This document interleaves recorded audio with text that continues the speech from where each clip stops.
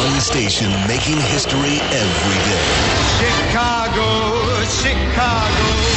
This is Chicago's talk leader. 89 WKRS.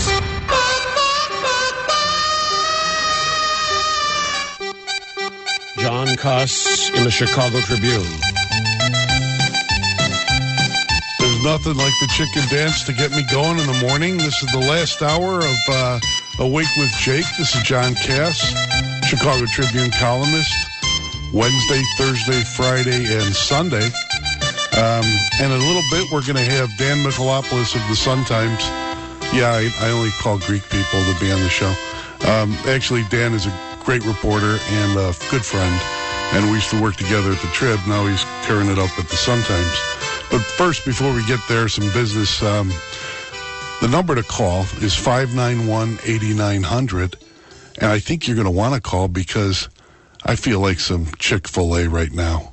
You know, I know it's a thought crime to have Chick-fil-A. It's a thought crime that was created by an alderman that I'm now calling Joe Chicky Moreno in Sunday's column. And Chicky doesn't like Chick-fil-A because the owner of Chick-fil-A apparently believes that marriage should be between a man and a woman, and that now this is not only intolerant, it's also discriminatory, and threatened to shut Chick-fil-A down in his Northside ward and kill their development. I went to Chick-fil-A once the controversy became great, and Mayor Emanuel, the Ram father, as I call him in the column, basically said that Chick-fil-A does not have Chicago's values. Chick-fil-A's values are not Chicago values. Thanks. They're not respectful of our residents, our neighbors, and our family members. And if you're going to be part of the Chicago community, you should reflect the Chicago values. Of course, the gang wars are heating up, and every day more people get slaughtered. And the Ram father has the noted anti-Semite Minister Louis Farrakhan patrolling, putting his guys out on the street, hundreds of men in black in bow ties, and those guys are serious people. I guess Ram needs them to patrol the streets. And Minister Farrakhan does not go along with gay marriage. I think he is also a little bit more outspoken than the Chick-fil-A man. But interestingly enough, when I wrote the column, people are beating up on Chicky Moreno, and I just wanted to point out, as we did last week or Friday, that Ram has nothing to say about Farrakhan, but he has a lot to say about Chick-fil-A. So I wanted to get to a guy who understands all this. His name's Dan Michalopoulos. I'll probably see him in a few hours anyway. But Dan, are you on the line? Yeah, good morning, John. Good morning, Dan. What is going on with Chicky Moreno? Well, what you got to understand about Alderman Proco Joe Moreno is that his district is primarily gentrified, really, at this point, after the huge wave of zoning changes that his predecessor, Manny Flores, had approved. You're more likely to see flags from Ohio State or the University of Michigan than a Mexican, a Puerto Rican, or a Polish flag. This is a ward that is really turned over, as we say in Chicago, right? It's really changed its makeup. It's now a bunch of hipsters, right? It's a hipster's paradise, really, and he is the hipster alderman. That's what we call him. He doesn't really like that because he thinks that doesn't imply that he's serious about policy issues. But a lot of the policy issues that he has pursued appeal to hipsters or people that the mayor's office prefers to call progressives. You know, issues like banning plastic bags at grocery stores. I think they're big into bike lanes. The legalization effectively, although that's not exactly what happened, but, you know, the decriminalization, as they say, of small amounts of marijuana, and go on with these sort of issues. And now we have, of course, the issue of gay rights, which is important in a lot of the gentrified areas of the city, along the lakefront, downtown. And as you go northwest along Milwaukee Avenue, you come into the First Ward, and the First Ward used to be right downtown and used to be mobbed up, and they redrew the map after a bunch of scandals with. They got rid of the First Ward. The old First Ward was decimated. They remapped everything, sort of like. When the Roman armies would go through and destroy a civilization and tear it down to the stones, right? Well, I don't know if you mean the Roman army to make reference to Italo-Americans who were primarily dominant in that First Ward at one time with the alderman Fred Rhodey. I think he died while he was still charged and probably never convicted, right? Or interesting. I think Fred went to college, I think. But interestingly enough, and again, the number is 591-8900 WLS 89 and John Kass with Dan Michalopoulos talking about Chick-fil-A. I guess, Dan, the issue that seemed to be at the Chick-fil-A I went to, which was jam-packed, people weren't siding one way or another on whether, on the issue of gay marriage. What upset them was the issue that a politician could shut down a business or threaten a business in order to basically bend the owner to their political will. And it's a freedom of speech issue, right? Now, although the point I was trying to get at, kind of in a leisurely way here, early on a Saturday morning, was that it appealed to some people in Joe Moreno's ward, but actually, it seems notable now that we're a couple days on from his announcement in a letter to the editorial board of your newspaper that he was going to try to block Chick-fil-A over the issue of gay marriage.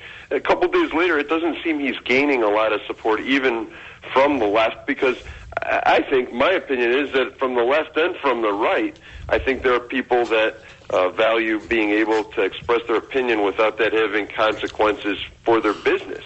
Right. I don't want someone, if there's a businessman who has, or woman who has progressive or liberal leanings, I don't want some government shutting them down either.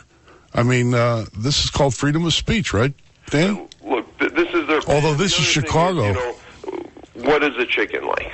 I mean, is it good or is it bad? You like it. I know you've written that you like it. I'm not particularly impressed with it. I haven't had it at their one outlet in Chicago or at any of their suburban locations, but I did go to college many, many years ago, actually 2 decades ago now, in basically the South, or in a border state of Missouri. I remember we had a Chick-fil-A in the student union at the University of Missouri in Columbia, and I wasn't particularly impressed by it, but I prefer chicken with a little, like, our way, right? The Greek way, a little bit of lemon, a little bit of olive oil. You like that East of Eden's. You want the East of Eden's chicken, right? Yeah, exactly. Yeah, I got you, but my friends at East of Eden's. I went to the Chick-fil-A, and when I went in there and wrote about it for Friday's column, I asked the young man, said, "Sir, may I have your order?" And I said, "Yeah, I'll have a Sodom and Gomorrah meal with some Leviticus sauce." And of course, the young man didn't know what the heck. Oh yeah, he did. He started. Everyone at the counter knew. And then I asked, "Well, you don't have that? Okay, let me have some. I'll have some First Amendment Frosty with some Constitution sprinkles." And they knew exactly what I was talking about. The place was jammed. I wonder, Danny, you want to take a couple calls? Yeah, sure. All right. We're going to go to Mike the City Worker. Boy, I haven't heard that name in about 5 minutes. I think I might know who that is. Mike? Yeah, Dan and I spent some time across from Nativity when they were having one of their corrupt fundraisers. Oh, that was I did know who it was. There was a couple Mike the City Workers that I thought it might be, and now I know exactly which one. This is the... How you doing, Mike? Good. I wanted to tell you a quick thing first. There's some heat on the Division of Electrical Operations. Tom Hines' guy had to retire, and Angelo the Hook's guy had to retire. So all the contracts are being given out by Jeremiah Joyce's guy. And for those of you who aren't familiar with Alderman Marino, he's part of that HDO clique, and they've got gangbangers walking around. They've got the teardrop tattoo on their eyes, indicating they did time in prison, and they got the gang tattoos on their forearms, and they campaign for him. So I guess those are the values. They also campaigned for Rahm Emanuel when he ran for Congress. So I guess those are the values they like, drug dealing and shooting children, but not somebody that, follows the Bible. Hey, Mike, just so we're clear on this, I don't know the facts of what you're saying, but I will say that there were about, I don't know, Dan, how many hundreds of city workers in an illegal patronage army run by a corrupt water boss named Donnie Tomczak that put Rahm Emanuel into Congress, right? And yeah, wrote a lot not about to defend anybody, but let me point this out at least. One thing about the Hispanic Democratic Organization, it was created by Mayor Daley's allies. There's ample court evidence of that, as well as reporting that's been done by you and me and others. Daley did it. It's called the Hispanic Daily Organization. Come on, let's be honest. Right. It was created by allies of the mayor to help the mayor control the vote in the growing Hispanic neighborhoods of the city. And some of those neighborhoods happen to be in the 5th Congressional District, which Rahm Emanuel would represent for many years. And when he was first elected, he had a tough primary, and they helped him out in those areas, among many other patronage armies. I know you like to key on the one that was in the water department led by Don Tomczak. Danny, 1 second. How you doing? First of all, how you doing? Since we're talking about the 5th Congressional District. In the meantime, can you hold on? And callers, remember, 591-8900. Hold on, Danny, because we have to go to a break. This is 89 WLS. John Kass will be right back. 89 WLS. News from across the country and around the world is moments away with an ABC News update on 89 WLS at WLSAM.com. Hey, Chicago, you're on 89 WLS. The number here is 591-8900 if you want to beef or chicken me. This is John Kass, columnist from the Chicago Tribune. And with me is Dan Michalopoulos. Where's the beef? There you go, Clara. Where's the beef? How you doing, Clara? With me is Dan Michalopoulos from the Chicago Sun-Times, a colleague of mine. Hey, John. And a buddy. And we're going to be taking your calls till the bottom of the hour, okay, Dan? Sure. All right, let's see. We're going to go to Frank on line 3. Frank, you got politics on your mind? This is Dan and John. I guess we lost Frank. He's only been... I'm here. Frank, how long you been holding to talk about this, for God's sake? Oh, about an hour. I'm waiting to pick someone up at the airport, so it's just perfect. Well, I hope you have your 14th Ward card that allows you to do that. What's going on, Frankie? Well, I'm just, I look at, I think I hear a different flavor in your voice when you're talking Chicago politics versus Olympics. I noticed that. Yeah, because I'm awake now, man. It was 5 o'clock in the morning. Isn't it amazing how easy it is to wake up with Chicago politics on your mind, and it just gets you going right away in the morning? Because gets my blood. We got our own Olympics. So what's up, Frank? So I just wonder if maybe Rahm has got a little payback at the Burke family for when he, ran for mayor and at Burke, had the Gary Chico, supporter. Now it's a little time to pay him back. And you're speaking of what exactly? Well, with this, putting the scholarships from Illinois, turning the attention towards the Burke family and giving out scholarships to constituents that live in the ward in Springfield, Illinois. Well, I noticed that. I don't think Rahm Emanuel is asking about the scholarships former state senator Jimmy DeLeo gave out, but then Rahm needed him to get elected in the 5th How You Doing district. Dan Michalopoulos on the phone with us. Danny, the Sun-Times has done some work on this subject with Burke and Rahm. Tell us about it. Yeah, what happened was Burke and Rahm did sit down, and they did, quote-unquote, work things out to the extent that Burke remained the Finance Committee chairman and retained the bulk of what the Finance Committee does, which is a lot of stuff that people don't really cover in the news, but that's very, very lucrative for some law firms and especially bond counsel. There's a lot of city bond work that goes through the Finance Committee. That all remained under Burke's watch, as it has been for decades now. And he also makes sure that he wrote that check for the for the settlement on the police brutality issue, so Richie Daley didn't have to testify under oath, right? It only cost about $8 million. The Finance Committee, those are approved by the Finance Committee. So there's some very sensitive and important stuff that still goes through the Finance Committee. And, I think really what happened when Burke came in is essentially what happened when Daley came in, is that they looked at themselves and they said, here's the one real power source in the city by, Burke and city politics, but of course Madigan also on a state level. But Burke is the one power source in City Hall, independent to some extent of the mayor's office. So do we want to take him out, or do we want him to be on our team? And like Daley, and really I think it was Bill Daley that made the decision back in 1989 when Daley was first elected. The smart one. Yeah, the smart brother. The pragmatic decision was to make peace with Burke. Now, do I think that peace will necessarily last, or that Rahm won't be looking to renegotiate some parts of that agreement that were worked out at Alderman Pat O'Connor's house?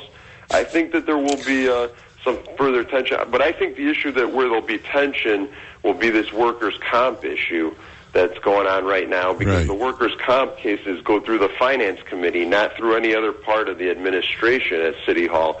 And I think when they start to hash out those workers' comp cases, by the way, these are separate from the police and fire ones, the workers' comp cases. You know what, Dan? Disability cases. Dan, the way I see it is, and maybe I'm wrong, but when Rahm Emanuel was ruled a resident of Chicago, even while he was living in Washington, D.C., when he wanted to run for mayor, there was a hearing before the Chicago Board of Elections Commissioners, and sitting next to Rahm, his lawyer was Mike Casper, a guy who starred in your stories, a connected consultant, and Mike Madigan's basically election expert, sitting next to Rahm and basically nodding at the commissioners, and they understood when Mike Casper shows up, that means Mike Madigan is there, really. And so everyone went along, and the Supreme Court that Mike Madigan elects, except for Mrs. Burke, basically went along and said, you know what, you live in Washington, but you're really a resident of Chicago. And so from that moment, I thought, since Burke and Madigan are basically in the pod together, that there wasn't going to be a fight. Am I wrong here? There hasn't been a fight yet, and there never was, really, with Daley during the whole, nothing really huge and significant in public, certainly, between Daley and Burke. And so I think Burke, although he's getting up there in years, he must be, is he 70 by now?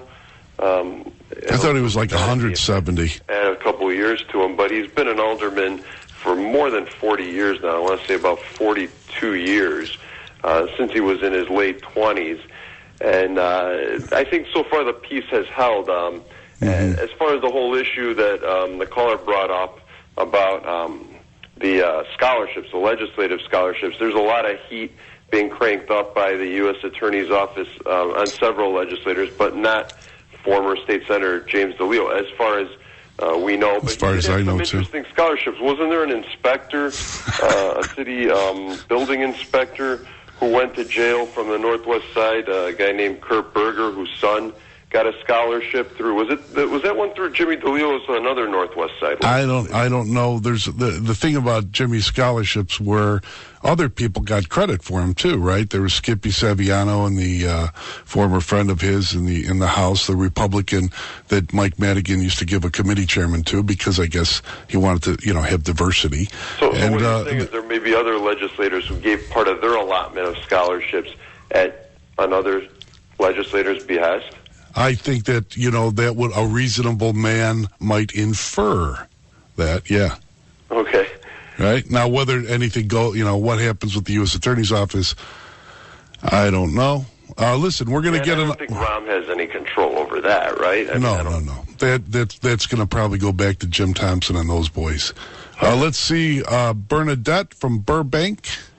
You got a Chick-fil-A issue? I just... wanted to say that I don't understand how Rahm Emanuel can say that the views of the owner of Chick-fil-A do not agree with the views of the people in Chicago. We've never taken a vote on that, so how can he say that? How can he say that, Dan? The people have never voted on that. Yeah, I mean, I'm sure he's polled on it, though. but I'm not sure how that poll would have turned out for him, to be honest with you. It's very interesting, though, the question that you've raised, because it gets to the heart of the matter for me, which is, where is Rahm coming from to say that these are Chicago values? Are there places in Chicago, like Joe Moreno's ward, where this decision might be popular? Are gay rights certainly becoming more popular? Of course. Absolutely, here and in other cities and states. But what represents Chicago values, I think, is a very, very thorny issue when you're talking about a city as diverse as Chicago. As soon as Rahm and Joe Moreno made their statements a few days ago, 2 black aldermen come out and say, we'd love to have him in our ward. We'd love to have a Chick-fil-A. We want economic development. Did you hear Rahm Emanuel say anything about whether Louis Farrakhan, who doesn't like gay marriage, and who basically has been considered an anti-Semite, has the same values now that his guys in the bow ties are patrolling the streets that Rahm has lost control of? Yeah, coincidentally, I made the same statement that on television the other night that you would make in your column almost at the same time, and that is that... I was first. Yeah, I think I certainly wasn't. Okay, I love you, but what come you on. were going to write when I said it, John. Okay, but I understand. just coincidentally, we were of the same mind that the city is pretty desperate on the issue of crime at this point. Exactly. You know, Rahm is dealing with a budget crisis. He, like Daley, has allowed the police department to continue to shrink to atrophy because people retire. They have the right to retire and collect their pensions, and they keep doing that. And they're not bringing in new police officers, not at the rate that they've been losing them for several years. They're down from where they were, a couple thousand sworn officers. Danny, thanks so much for joining us. It's been a blast. I'll see you in a couple hours. Right. Say hi to my goddaughter, give her a kiss. All right. And have fun. Okay, listen, we're going to be on a break. When we come back on 89 WLS, we're going to talk more about chicken because I just love Chick-fil-A.